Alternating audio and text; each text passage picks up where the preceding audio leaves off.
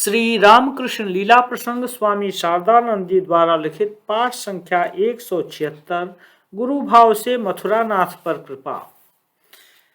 विजयादशमी, सप्तमी, अष्टमी तथा नवमी के पूजनादि अत्यंत आनंद के साथ संपन्न हुए। तदनंतर विजयादशमी का प्रातः काल हुआ। पुरोहित जल्दी जल्दी श्री जगदम्बा के संक्षिप्त पूजन को समाप्त करने में लगे हुए थे, क्योंकि निर्धारित समय के अंदर उन्हें दर्पण विसर्जन यानी मंत्र द्वारा देवी का विसर्जन कर देना था। तदनंतर सायंकाल के बाद प्रतिमा का विसर्जन होना था।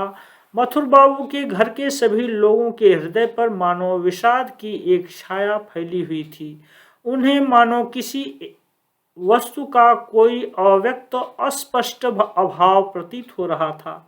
उनके हृदय में मानो किसी अत्यंत प्रिय वस्तु या व्यक्ति के अनिवार्य एवं अति शीघ्र होने वाले वियोग की आशंका जागृत हो उठी थी। चाहे संसार का कितना ही विशुद्ध आनंद क्यों न हो, उसके पीछे भी इसी तरह एक विषाद की छाया सर्वदा संलग्न है।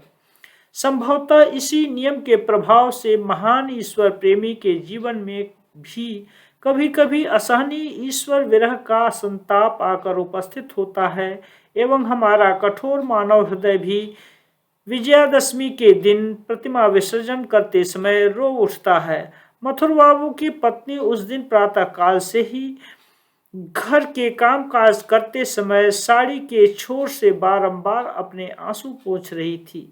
आनंदवश मथुर बाबू को उस विषय का बोध न होना, किंतु बाहर बैठे हुए मथुर बाबू के ध्यान में यह बात अभी तक नहीं आई थी। पहले की भांति ही वे आनंद से प्रफुल्लित हो रहे थे। श्री जगदम्बा को अपने घर लाकर तथा बाबा के अलौकिक संग एवं अचिंत्य कृपा से आनंद में आत्मविह्वल हो वे स्वयं अपने में डूबे हुए थे।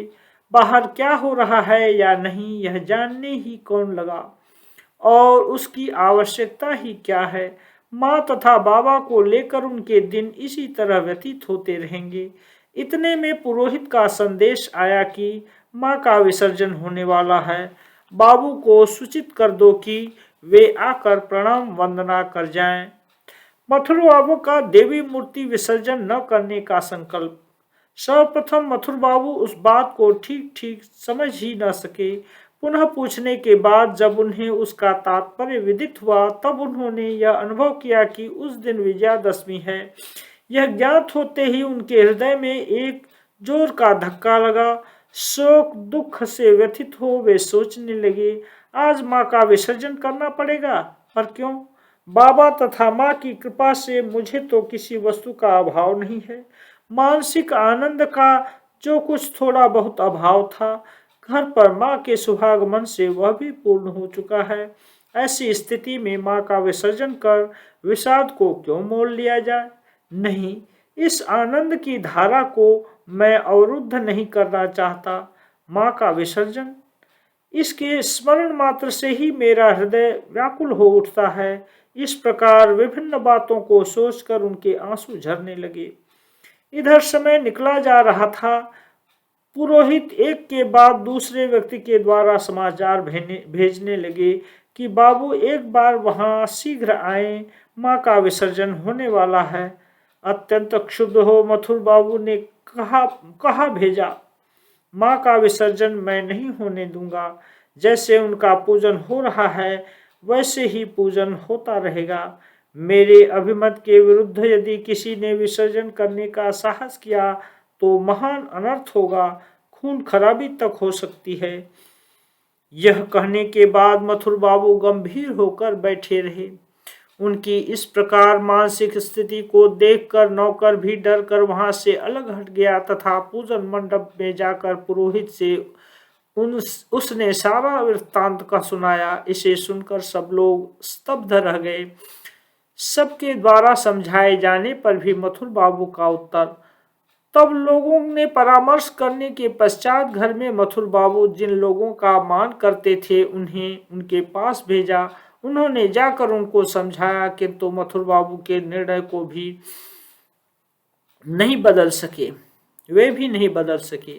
मथुर बाबू ने उनकी बातों की ओर कोई ध्यान न देकर कहा क्यों, इसमें हानि ही क्या है। माँ का मैं नित्य पूजन करूँगा। माँ की कृपा से जब मुझ में वह सामर्थ्य है तब मैं विसर्जन क्यों करने लगा। ऐसी स्थिति में वे और क्या करते, निराश एवं दुखी होकर लौट आए तथा उन्होंने यह निश्चय किया कि बाबू का मस्तिष्क विकृत हो चुका है। किंतु उस निश्चय से समस्या का हल होना कैसे संभव था। हठधर्मी मथुर बाबू के स्वभाव से घर के सभी लोग भली भांति परिचित थे। सबको यह मालूम था कि क्रोधित होने पर उन्हें किसी बात का ध्यान नहीं रहता। अतः उनकी सम्मति के बिना देवी के विसर्जन का आदेश देकर कौन उनका कोपभाजन बने। कोई भी उस कार्य के लिए अग्रसर नहीं हुआ। अंत में उनकी पत्नी के समीप समाचार पहुंचा। भयभीत होकर उनको समझाने के लिए उन्होंने श्री राम कृष्ण देव से अनुरोध किया, क्योंकि बाबा के अतिरिक्त आपत्ति से मुक्त करने वाला उनके लिए दूसरा और कौन था। क्या पता शायद वास्तव में बाबू का मस्तिष्क ही विकृत हो गया हो। श्री राम कृष्ण देव का मथुर बाबू को समझाना।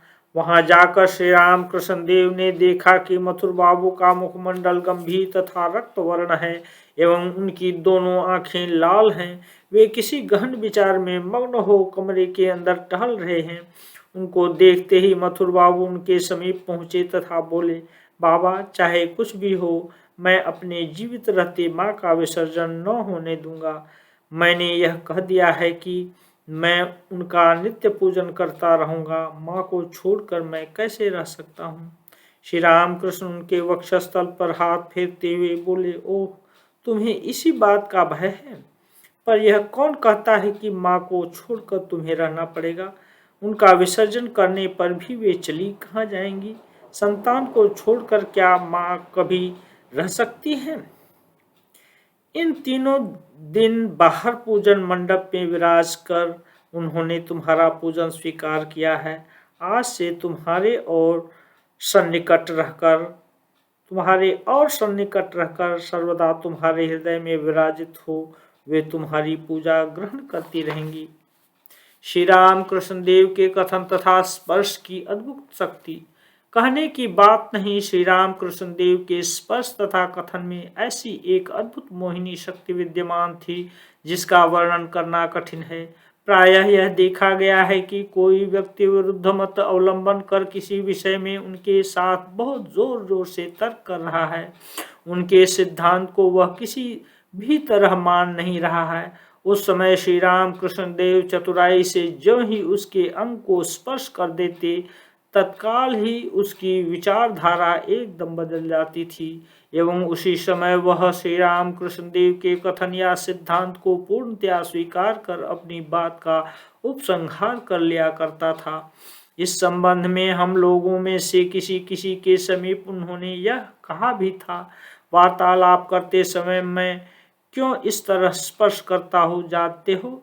जिस शक्ति के बल पर उसके अंदर वह दुराग्रह बना रहता है उसका ह्रास हो जाए तथा वह यथार्थ सत्य को ठीक ठीक हृदयंगम कर सके। इस तरह स्पर्श मात्र से यथार्थ सत्य की उपलब्धि करने के बाधक स्वरूप दूसरों की शक्तियों को अपने अंदर आकृष्ट कर उन शक्तियों के प्रभाव को घटा देने या सदा के लिए उन्हें एकदम हरण करने के अनेक दृष्टांत उनके जीवन में हमें देखने तथा सुनने को मिले हैं। हमने देखा है कि दूसरों के मुख से निकली हुई जिन बातों से किसी के हृदय में कोई भाव उद्दीपन नहीं होता था, उनके श्रीमुख निश्चित उन्हीं बातों से मानव हृदय पर ऐसा प्रचंड प्रभाव होता था कि उसी क्षण श्रोता के जीवन की गति बदल जाती थी। इन बातों को फिर कभी हम विस्तार पूर्वक पाठकों से कहने का प्रयास करेंगे। अब हम मथुर बाबू की चर्चा करते हैं।